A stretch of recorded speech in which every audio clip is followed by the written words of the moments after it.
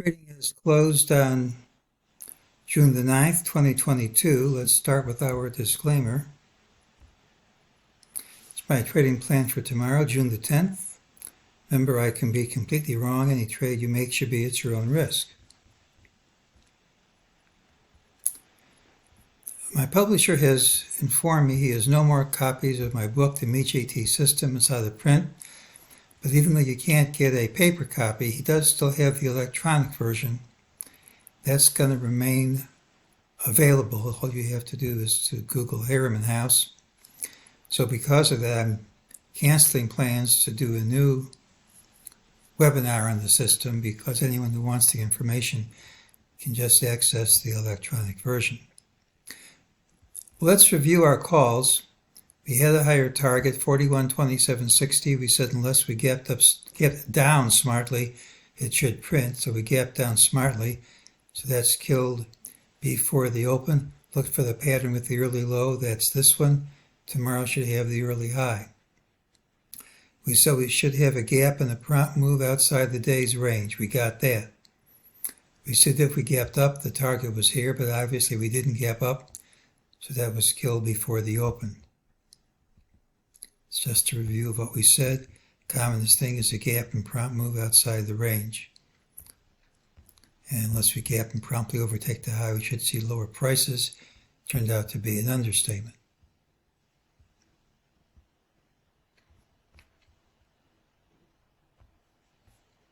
During the day, MEJT said this move up was falsely retraced, said this drop was falsely retraced, now marks this drop as false, tells us we're going to retrace and see 4109.37. And unless we gap down smartly, that's what the rules call for. Now these things can always fail. They're more prone to failure during major changes in trend and during periods of strong impulsive moves, but if we don't gap down smartly, I'm going to go with that. We talked about this resistance a number of times. We said that more often it was challenged, the greater the likelihood that we'd break through at some point. My ideal situation, I said, was to go lower first and then break up. We certainly broke lower first. Let's see what the odds are we're going to break up. We still think this low here is going to hold.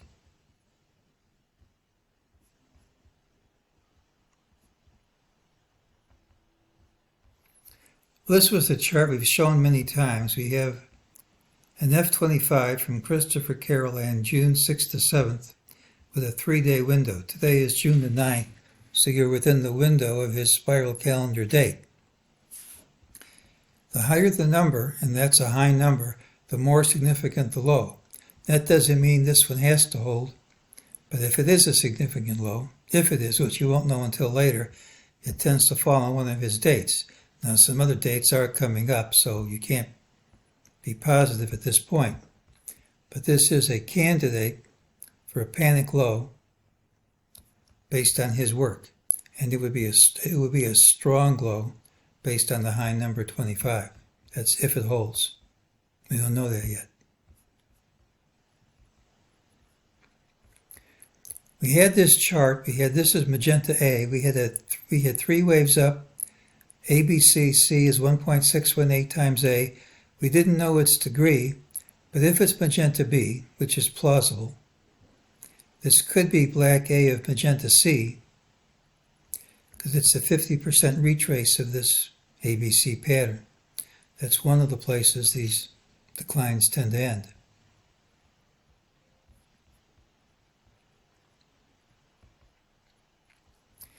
We showed this chart earlier in the week. We had 5 waves up.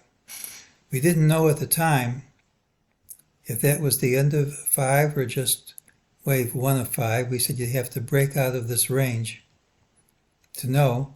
Oh, we certainly broke out of it. So this 5-wave count gains credence. It's most likely correct with a truncated 5th wave. Here's the drop. Let's look at the drop right at the 50% level. In blue, you have an ABC. C is twice A. You've got 5 waves down. You now have an ABC in gray in wave C, and C is twice A. So the fibs work. Not only do the fibs work, it comes during one of Carol Ann's dates, and it comes at a standard retrace. There's even some more.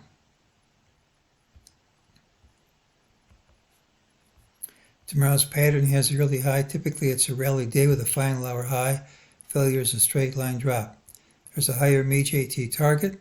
Unless we gap down smartly, the rules call for it to print.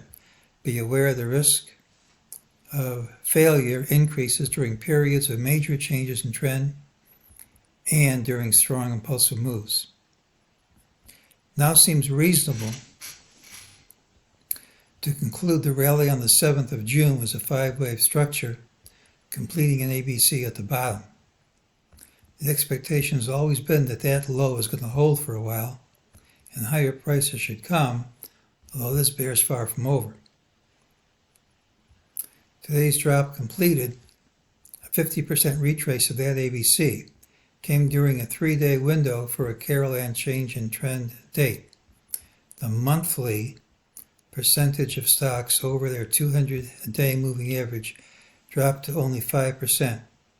In over 10 years, the only reading lower than that came during the COVID bottom in March 2020. That's a very extreme reading, comes only during times of panic lows. Doesn't mean the low has to be today, but it gives credence when you throw it in with everything else. There's a 15-minute chart. It shows DeMark combo and sequential buy signals right at the low. Now if, and that's an if, today's low holds, it's a great candidate for a panic bottom. Now there are other dates this month and they also work. But if we reverse strongly tomorrow, I tend to believe it, with a stop being any significant print under today's low. I mean, if we print under today's low by a penny, I don't really care. But if we start going up, I would tend to believe it because this is all the fibs, all the wave counts, all the retracements, all the dates, everything compatible with a panic low in this area. And at least at this point, you've got a reasonable stop. So, tomorrow's pattern has the early high, tends to be a rally day. Failure is a straight line drop.